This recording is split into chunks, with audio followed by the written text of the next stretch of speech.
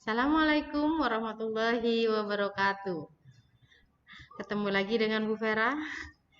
Alhamdulillah, kita masih bisa bertemu. Kita sama-sama sehat, insya Allah ya. Hari ini kita akan belajar tematik lagi tentang apa? Melanjutkan yang kemarin.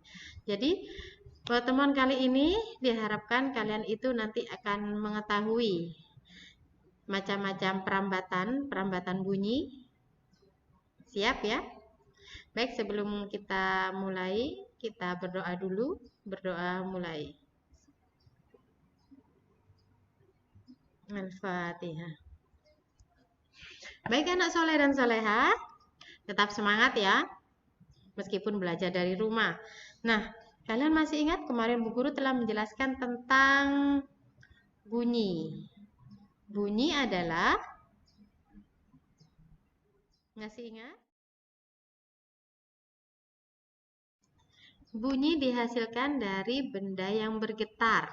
Ya, jadi kalau benda itu bergetar, dia akan menimbulkan yang namanya bunyi. Benda yang menghasilkan bunyi itu disebut dengan sumber bunyi. Contohnya gitar. Gitar setelah dipetik, dia akan mengeluarkan bunyi. Sumber bunyinya apa? Gitar, gitu ya. Nah, Bu Guru punya suara, dengarkan ya, baik.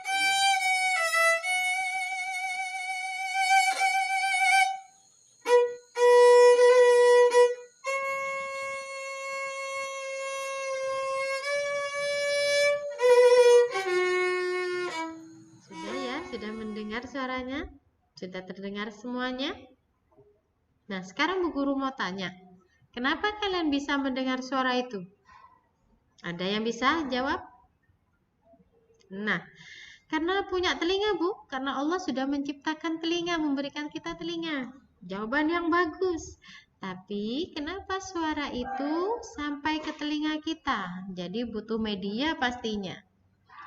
Nah, kita belajar hari ini, kita belajar tentang media itu ya. Media bunyi itu dibagi menjadi 3. Yang pertama itu media padat, media cair, dan media gas. Jadi, agar dari sumber bunyi sampai ke telinga itu memerlukan media. Medianya ada 3, media padat, media cair, dan media gas. Paham ya? Jadi, kalian harus menghafalkan, dibagi berapa media perambatan bunyi? Jawabannya ada 3. Loh, salah 3. Ya. Medianya ada 3, yaitu media padat, media cair, dan media gas. Ingat ya. Nah, sekarang kita akan melakukan percobaan.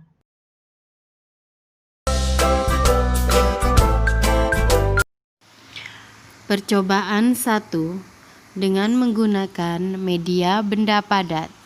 Media benda padat yang digunakan yaitu seutas tali.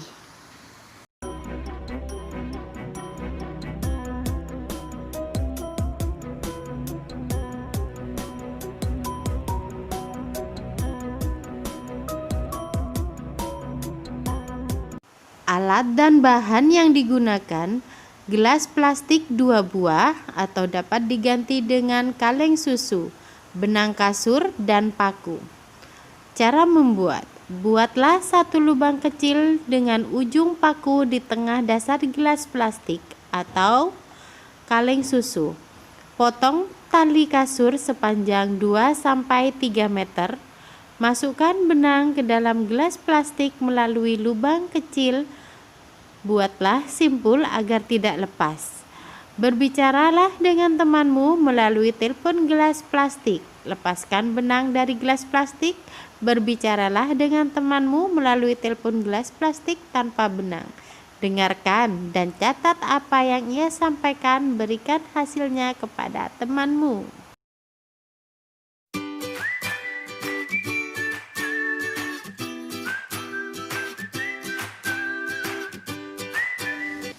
Percobaan 2 dengan menggunakan media udara.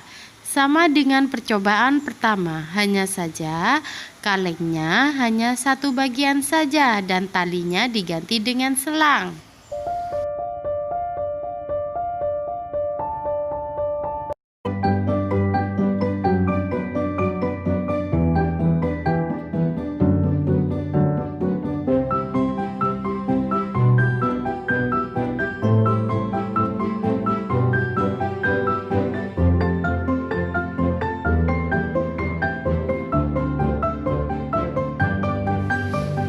Percobaan 3 dengan menggunakan media air.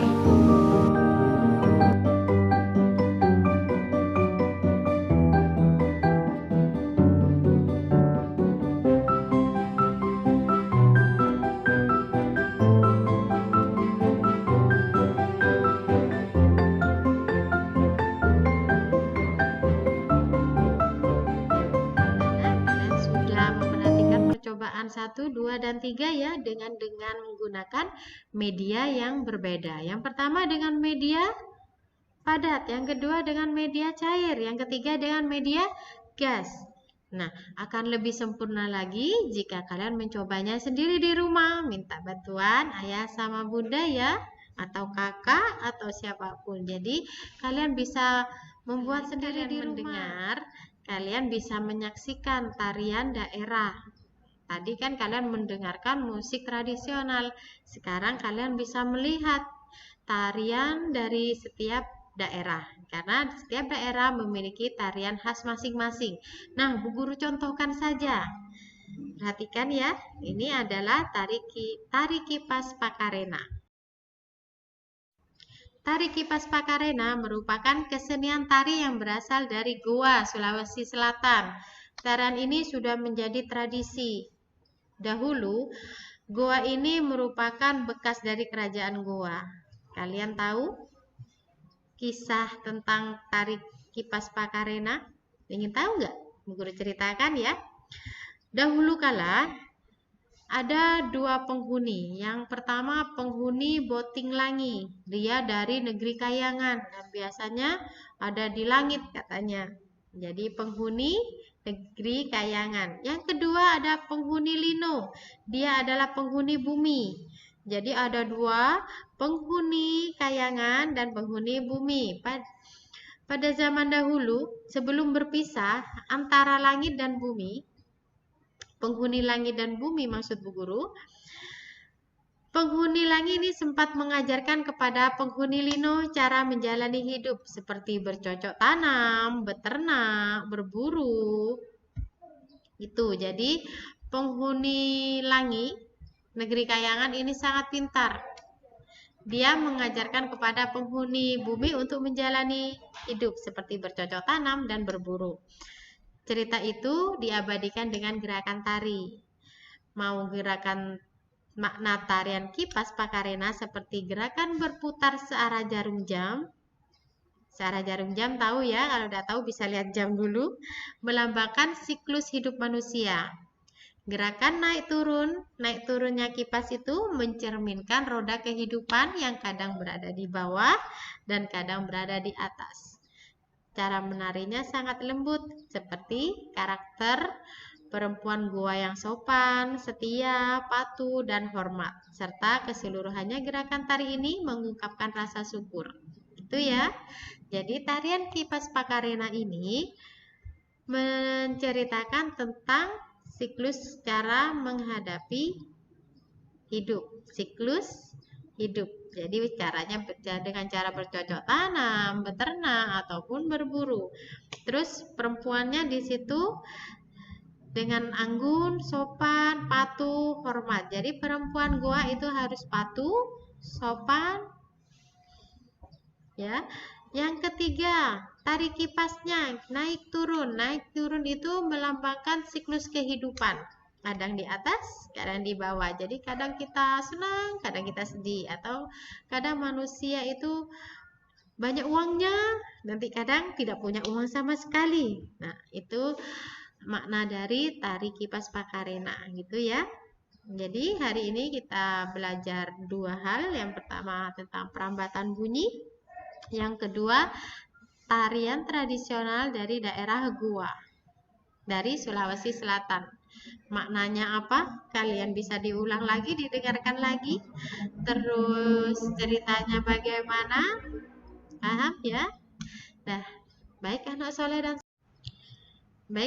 dan soleha, pembelajaran hari ini kita cukupkan. Jadi hari ini kita belajar dua hal. Yang pertama kita belajar tentang jenis-jenis atau macam-macam perambatan bunyi. Yang kedua kita mengenal tarian kipas Pakarena yang berasal dari Goa dan maknanya yang terkandung dalam tarian kipas Pakarena. Baik anak soleh dan soleha, kita ketemu lagi di pembelajaran berikutnya. Jangan lupa tetap semangat, sholatnya 5 waktu jangan ditinggalkan, dan pesan bu guru yang awal, selipkan doa untuk Mas Corona dan Mbak Corona agar cepat berlalu. Bu guru akhiri, Assalamualaikum warahmatullahi wabarakatuh.